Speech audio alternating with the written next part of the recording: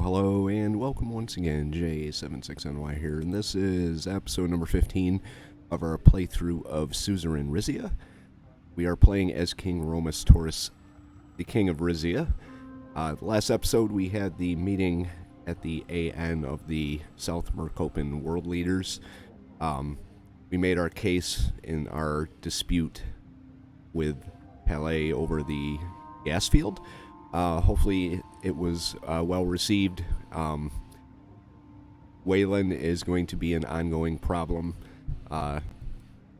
Victor Smolak, the rat, is invoking some clause that I don't exactly remember, but we do have a lot of stuff to attend to here, and we're going to start by going to Zeal. This will probably tell what it was. It's the Ariana Taurus Association leads peaceful protest against Wayland's AN decision. In the weeks since Victor Smolak's AN announcement, the Zeal branch of the Ariana Taurus Association has spearheaded a number of peaceful demonstrations meant to show the Wayland government that the citizens of Zeal want to be Rizian once more, which is good. The association's spokesperson has vowed the demonstrations will continue until Zeal is returned. Violence protests break out in Zeal. In the weeks since Victor Smolak's AN announcement, violent demonstrations and police altercations have broken out in towns across the Zeal region meant to intimidate the Wayland government into returning Zeal. It is suspected that Su Omina may be involved in at least some of these events. Su Omina is a ultra-nationalist organization that wants to see the return of Zeal to Wayland's stewardship, a little more so than everybody else. We've got a couple of things to do here. Let's check out the news stories. Wayland announcement throws Zeal into confusion. Royal Herald correspondents in Zeal say the region's population was shocked by Wayland President Victor Smolak's announcement that the region would not be returned to Rizia on the agreed-upon handover date. In a move viewed as a serious violation of the bilateral agreement signed in 1926, Smolak announced in Crute that due to national security concerns, the Zeal region would remain under Wayland's administration indefinitely. Now, I could see one and or two military conflicts coming out of our current situation. The first being not this, but the Palais dispute. We already have our military in there. Our Navy is blockading, and we are probably going to be going to war with them. The other one is Zeal. Wouldn't be surprised if, given the opportunity, we are going to be putting troops into Zeal.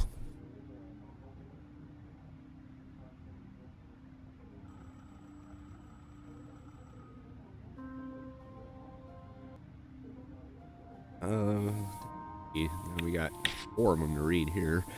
Significant reduction of the Arcasian military presence in war-torn regions. Arcasia commits to a significant military de-escalation, reducing its troop presence and entrusting operations to Cerebus International and Palantir Security Solutions. Quinal emerges as... I think we already read these. And Shocker, Wayland refuses to relinquish Zeal.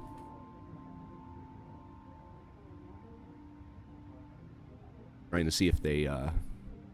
including invoking a little-sighted AN protocol to delay the expected handover. And Emerit Hagel was there, and he interrupted quite a few times. All right. Romus the Red wine launch event. Or we could do public transportation inefficiency crisis. So... let's go with the fun first. Let's have fun first before we get the bad news.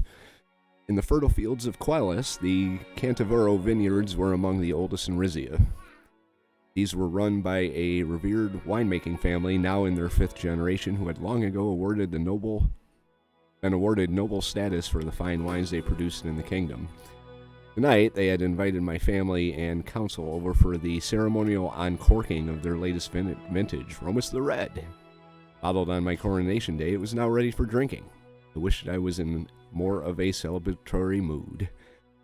Wayland's announcement at the Aeon had plunged the country into panic. I was besieged by demands to take action to get Zeal back. As if that weren't enough, tensions with Palais were higher than ever. See what I mean? For now, all I had to do was open a bottle of wine, but even that was politicized. Hugo had stressed the importance of keeping the Cantivero family loyal to our house. Think I can manage that. Our motorcade rolled up to the vineyard's entrance, where a festival tent decorated in blue, white, and gold of the Rizian flag had been set up.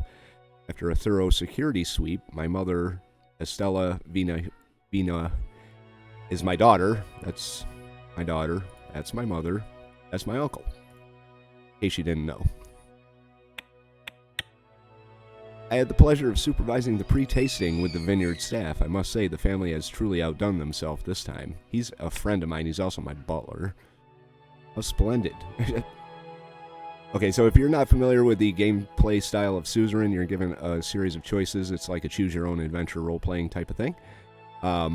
These choices, some of them have more long-lasting consequences than others. This one is probably one of the lighter interactions, but they do have effects going forward. So, how splendid. I can't wait. So you're drunk already, Pabal? It's named after me. It better be good. I can't wait. I honestly think you'll love it. It's light on the palate at first, but it has hidden depths. That sounds perfect, Mr. Adria, but please stick to conservative pours for His Majesty. It's unbecoming of a king to get intoxicated at these functions. Lucita, Elena, and Lorento walked past us and were seated at the table next to ours. All three were dressed more festively than the simple formal wear they wore to council meetings, but Lucita's slinky, intricately beaded yellow gown was particularly eye-catching.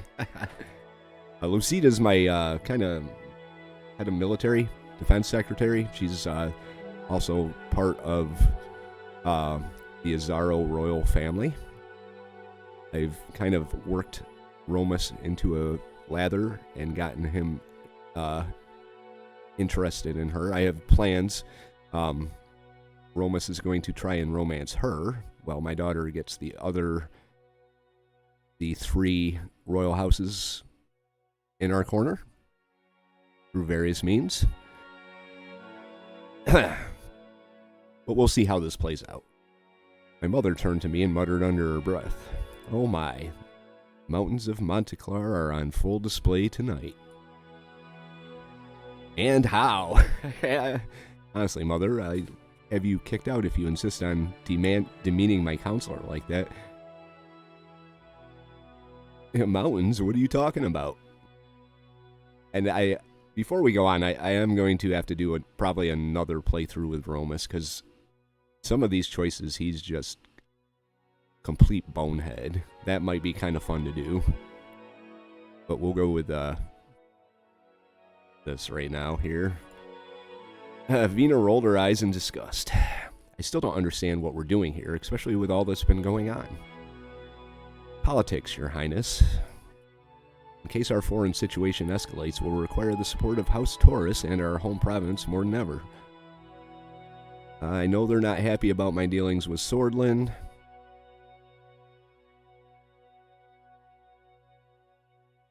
Vina has a point. President Smolak and I haven't exchanged a word since Zeal. Shouldn't I make it my priority to talk to him? Yes, we must keep attending functions as usual. As the royal family, we've got the spirit of Rizia to uphold. Public opinion and morale is, after all, very important. In this case, it's especially important for our wealthiest citizens to be reassured that their assets will remain stable. The rest of the attendees began filing in.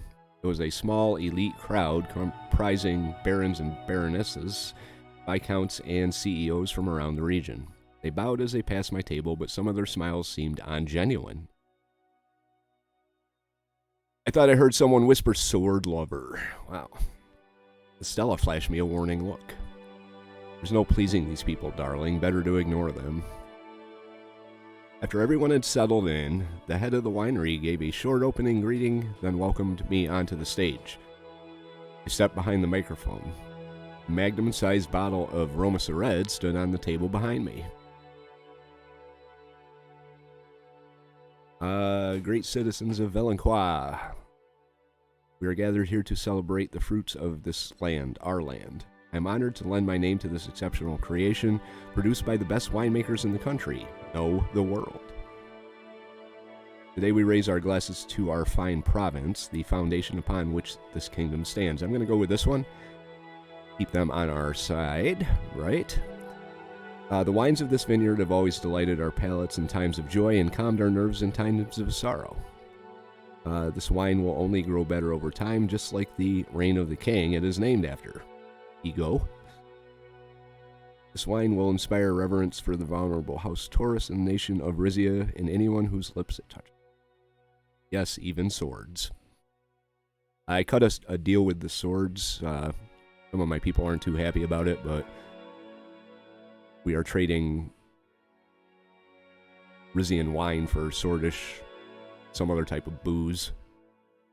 But we're going to stick with the theme. I've listened to my people. I know some of you have doubts about our kingdom's stability.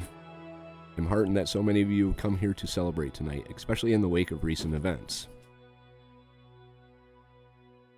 We'll go with that one.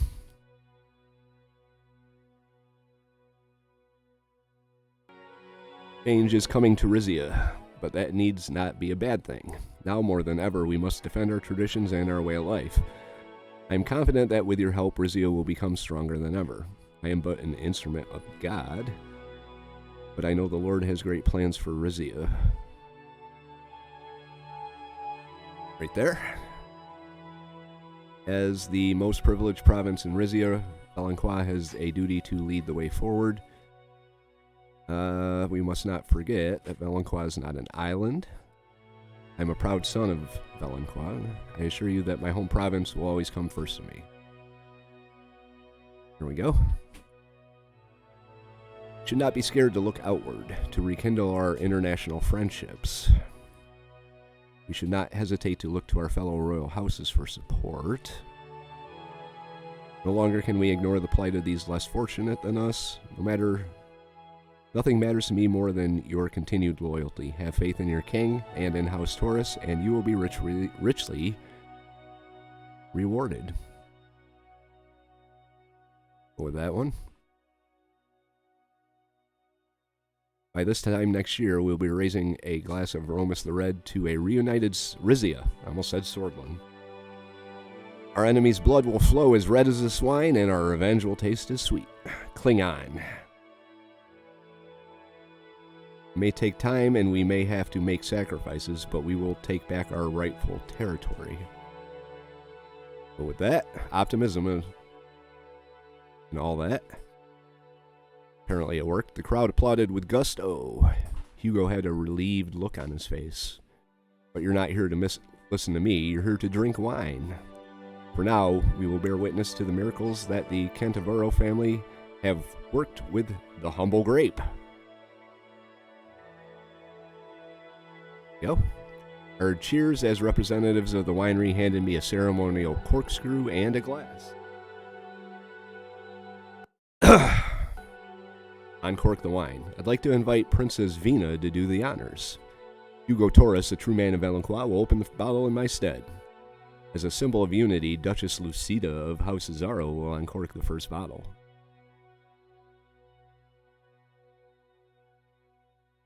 Yep, we'll go with that one. With a stunned yet delighted expression, Lucida took the stage. An assistant quickly procured 2 glasses. My war counselor opened the bottle and poured us each a small amount. To House Taurus, to all of you. I don't know what these 2 mean, but we'll go with this. Drink. Okay, there we go. We clinked glasses and drank. It was delicious. The light, refreshing taste gradually developed into a darker and more complex finish. There was a final round of applause as Lucita and I stepped off the stage. Pavel and the winery staff began circulating around tables with wine and food. It was an honor to be called on stage, Your Majesty, although I'm sure your relations weren't happy with the choice. It was a strategic move. I need your house's favor more than mine. Yeah, to hell with what they think. I wanted you up there with me.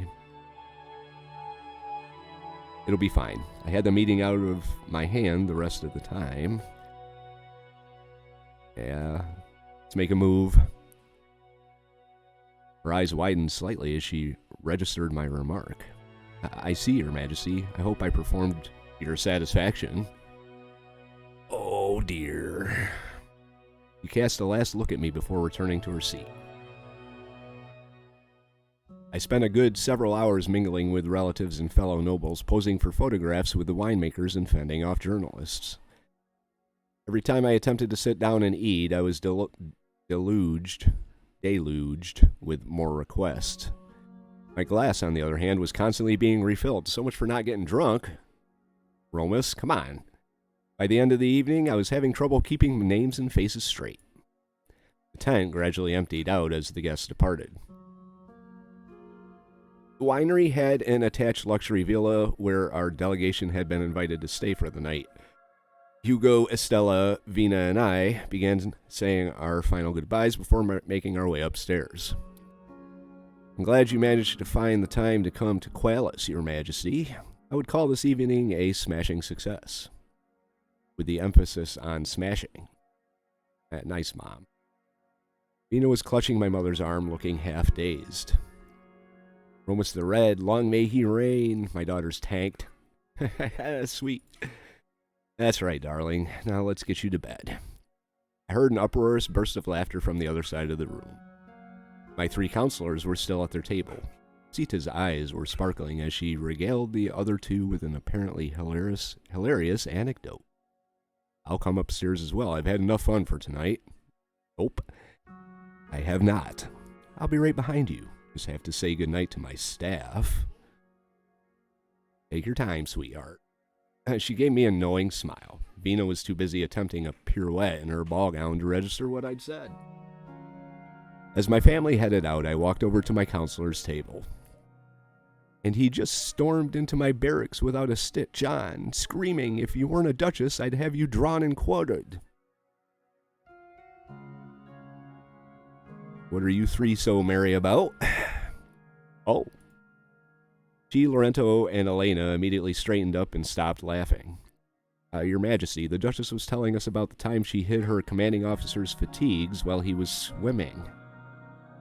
It was a dare back in basic training. I had to scrub the kitchen floors for 3 weeks, but it was worth it. Part of a drinking game, Your Majesty, or rather infantile one.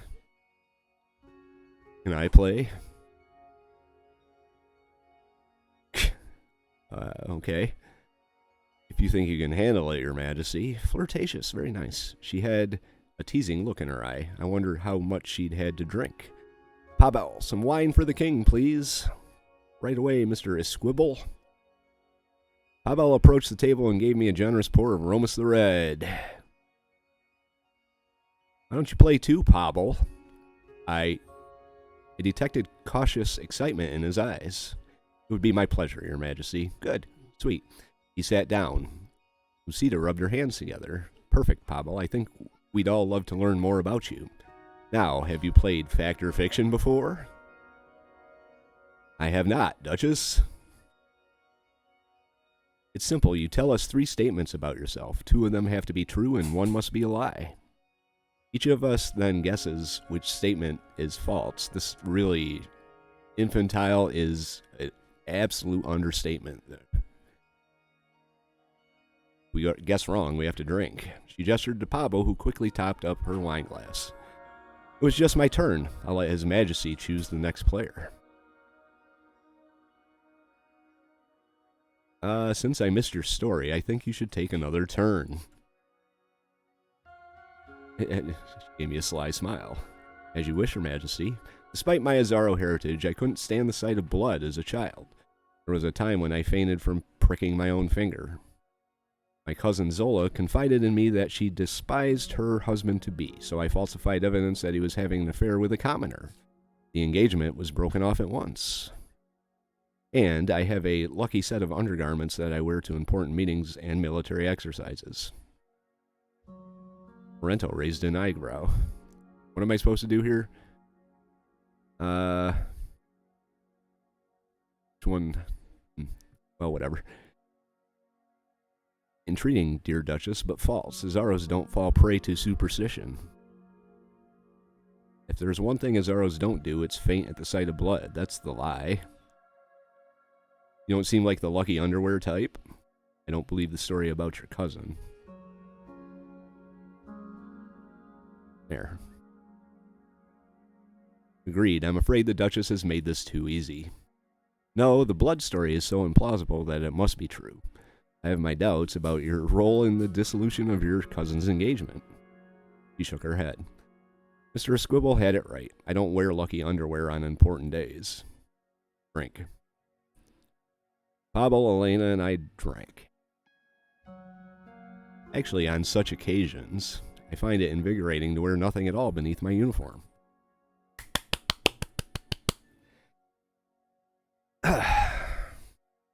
Perhaps now would be a good time for Duchess Azaro to retire. There's been a great deal of wine flowing tonight. Hell no. All harmless fun, Pablo. Come on, isn't it, Your Majesty? Pablo's right. Your conduct this evening has been highly unbecoming. Nope. Remind me to call important meetings more often. We all deserve some reprieve from stiff.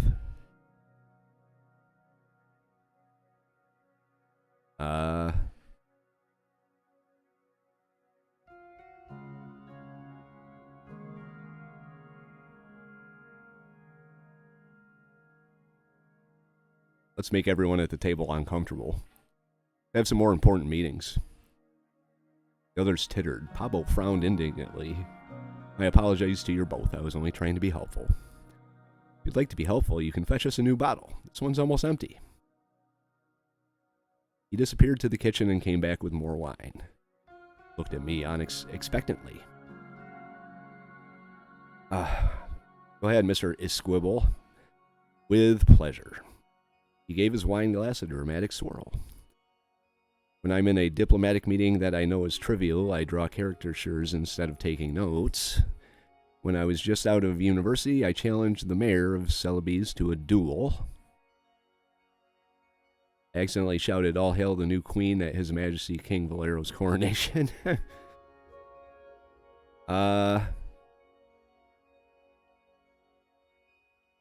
You despise aggression. You wouldn't have instigated a duel. You're not really doodling during meetings, are you? I was at my father's coronation. Would have heard it if anyone shouted queen. It's more plausible than a counselor admitting to the king that he's been failing to take notes at a meeting. The duel scenario seems the most far-fetched. I've heard the duel story 100 times, Lorenzo. You didn't challenge the mayor of Celebes. It was the Earl of Jails. You know me too well, Miss Warner. Frank. So which one was it? Oh, alright. Got it. Still a little fuzzy how this game's supposed to be played, but... I noted Pablo's look of slight concern. Oh, you called my father a queen? Means you've been treating serious... Alright, we'll go with that one. Quite accidentally, Your Majesty, and it was drowned out in the loud chorus of other voices. How anticlimactic. You tapped her glass, Pablo dutifully refilled it. Who's our next victim? Hear from Pablo. Certainly, Your Majesty. My father once made me weed a patch of stinging nettles as punishment for shirking off duty. Little did he know I rather enjoyed the sensation. Oh, weirdo. I once overheard a Rumburgian royal valet make a demeaning comment about Queen Mother Estella during a diplomatic visit. I persuaded our chef to put an excessive amount of pepper in his food. He looked down at the table. In the 20s, I wrote a poem that was selected for the annual Rizian Literary Compendium. Pseudonomalous. There's the falsehood. Running a royal household doesn't leave one time for poetry. Butler's wine description have verged on poetry at times. I'd prefer to believe he doesn't take perverse pleasure in stinging needles. I'm going with that one. And I'd rather not believe the story about the Rumburgian valet, as hilarious as it might have been. Yes, the pepper story's got to be a lie. Pavel is too professional. I would know if Pavel had written poetry. You don't like stinging needles, Pavel. He smiled grimly. Correct. That was the worst pain I've ever felt in my life. Great, I don't have to drink.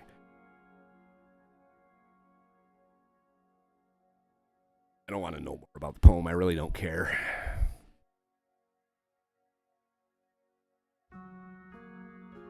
How brutal of your father. He shrugged. He was worried I was distracting you from your princely duties. Lucida cleared her throat. I think we're forgetting something. He turned to Lorenzo, and the two clinked glasses and drank. My foreign counselor had a contemplative look as he put his glass down. I read that compendium regularly. What was your pseudonym? It isn't important. Wait, let me guess. Paul Adair from 1929. Oh. I was the shadow to your light. I don't care. Read it. I'll give you a second. Okay, keep reading.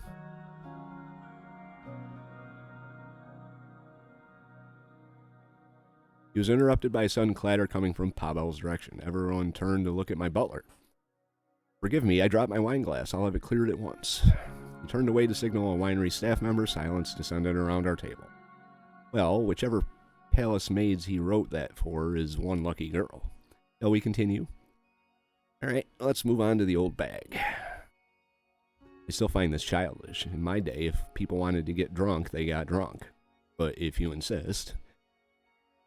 I have an antique coin collection that's worth more than my house. My late husband and I once undertook a 3-week sailing trip to Galmland and back. I once had to stop Queen Liza from purchasing a diamond necklace with Rizian treasure money. I'm going to go with that one. I agree, Liza the Great was beyond those shenanigans. I can believe Her Majesty Queen Liza would attempt such a purchase, but not that you would stop it, Miss Warner. Lorenzo grinned and shook his head. This is too easy. There's one thing you hated more than sailing. It was your dearly departed husband. Plain aside. That's right. Up. Drink. You've got a fortune in antique coins, do you? Ask me anything about Markian ducats and resonant medallions. Well done, Miss Werner. Who's next? I'll give it a go. My counselors looked at each other with no small amount of excitement. I could feel my head spinning. I racked my brain for ideas. Let's see. I have a birthmark on my chest in the exact shape of the Palais Administrative District. That's true. Won the Porte Drazan Derby while disguised as a commoner. I'd like to be a farmer. Okay. If I were king, I think I'd like to be a farmer. I can belch the Rizian national anthem. Why not? I was having trouble concentrating. I blurted out the first thing that came to mind.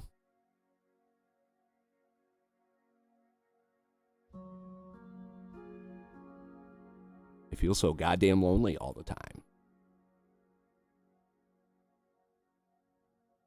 The others exchanged troubled looks. Lorenzo cautiously spoke up.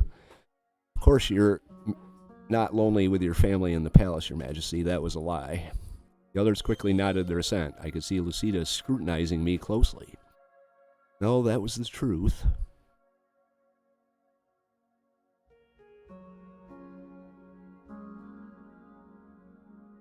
There was a palpable feeling of tension in the air. My table mates consciously avoided looking at me or each other. So, what was the lie, Your Majesty? Truth lies, what does it matter? Everyone's just going to believe what they want anyway. You all guessed wrong. Why aren't you drinking? Nobody else guessed. Life, Duchess Cesaro. Life is a lie. Pablo cleared his throat. Your Majesty, you have a long day ahead of you tomorrow. Why don't we adjourn? Well, we're just getting to the good stuff. Lorenzo pushed back his chair. This elder statesman is going to call it an evening. Majesty, thank you for the enlightening time. Yes, we all had a great deal. We learned a great deal, possibly too much. Sita shook her head. The more intimately we know each other, the better we can fight as a team. It's an old army trick. Shall I escort you to your quarters, Your Majesty?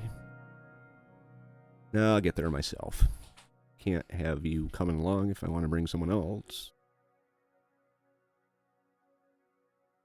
Let's go, Your Majesty. I suddenly became acutely aware of how much wine I'd had to drink. Pablo helped me steady, and we made our way upstairs to my suite. He swiftly ushered me inside and took off my coat. Butler's quarters here are connected by adjoining doors. Just knock if you need me. Oh, this is disappointing. He paused with his hand on the doorknob. So, that poem, those feelings, was a long time ago, Your Majesty. Maybe I should have read it. Too late? Yep. Oh well. You are an abomination before the Lord? What the fuck? I really should have read it. I won't tell a soul. Relief blossomed across Pablo's face. Thank you. Needless to say, I hope my secrets are safe with you, too. He looked me in the eye and nodded. Absolutely, Your Majesty. Good night. He rushed out, closing the door behind him. With some difficulty, I undressed and crawled into bed. I was just starting to drift off to sleep when a soft knock came on the door. Oh, boy. Hello. Lucita was standing there, still dressed in the beaded gown she'd worn earlier. Your Majesty, I've just received a message of great importance from Wayland Intelligence. May I come in? Yep. Lucita walked into my suite. I followed her in and closed the door. As soon as it had shut, she stepped towards me. There was a look of urgency in her eyes. Pull her closer. Aha. People will talk. Let them. Yes! Yes! Yes! Ah! Oh, I've been waiting. Good job, Romus. I don't want this to be the way we get together. Let me take you on a proper date. Oink. You grab me by the suit lapels and return the kiss ferociously. Does this count as an important meeting? Ah! Guided my hand to the hem of her dress. Why don't you just find out yourself, Your Majesty? I reached... Okay. There are kids in the next room, so I may not be able to read this out loud. Oh, I reached over her head and turned off the light. There we go. All right, good job, Romus. Oh, my boy. Oh, yeah. All right, well, in comparison, that looks rather boring. So, I'm going to read the news. Rufus Gregg's royal gossip. King Duchess popped the cork. Is that what they call it? If you weren't at the Romus the Red on Corking Gala at Qualis last night, do you even exist? For their big bash, winemaking power couple Lord Edward and Lady Safina opened their doors to the royal family, the royal council, and a who's who of the Valancois elite, from estate owner and noted wine patron Fabian Torres to heavyweight investor Gustave Montreal. But the real guest of honor was Duchess and Councilor Lucita Nazaro, whose gorgeous gown was turning heads even before His Majesty invited her on stage to pour the first glass of wine. Yep. Lesbia supports Palais in an arbitration claim. That sucks. Reiterating what he had already pronounced at the Alliance of Nations, Lesbian Prime Minister issued an official statement of support for the Grand Duchy of Palais in the ongoing Aureus Gasfield arbitration case, with the added implication that fellow ATO members, including Quinel and the Republic of Arcasia, backed Pele's claim as well. Well, whatever. It's all up to the law now. I got Roma slayed! Yes! Ah! Okay, that's the end of the series. Bye. Just kidding. Now that we got that out of the way, we can concentrate on important things. The Kingdom of Rumberg has officially denounced the Republic of Wayland's decision to continue occupying the Zeal region past the terms of the agreed-upon treaty between Wayland and Rizia, said a spokesperson on behalf of Queen Beatrice. The condemnation comes as no surprise given the familial and political bonds between the kingdoms of Rizia and Rumberg. Sources say that a number of other monarchies in the Grace organization are preparing similar statements. Good. So Wayland is... Well, I mean, Smolak's not popular. He wasn't popular in the last playthrough. I mean, the base game either, so nobody likes the guy. He's a douchebag. Alright. Whoop. What just happened here? Alright, well, that's the news. We're going to get into this in the next episode. I don't want my good mood and my afterglow ruined by officials boring things like transportation inefficiency. So we'll call this episode to a close right now. Anyway, if you liked the episode, I really hope you did, because I did. We are well on our way to uniting the 3 houses of Swordland. Now I just have to marry my daughter off to the other one, which isn't going to be popular with anybody, but it's all part of my grand strategy. I think Rizia would be run better as a united monarchy, and having the other 2 houses closely linked to House Taurus would be a good thing. But that's for the future. Like I said, if you like the episode, hit the like button.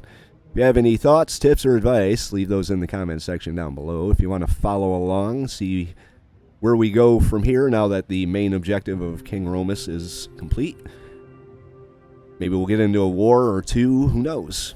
You might not want to miss that. Hit the subscribe and you won't. And the bell. Always important bell. J76NY saying thank you very much for watching and have yourself a very good day.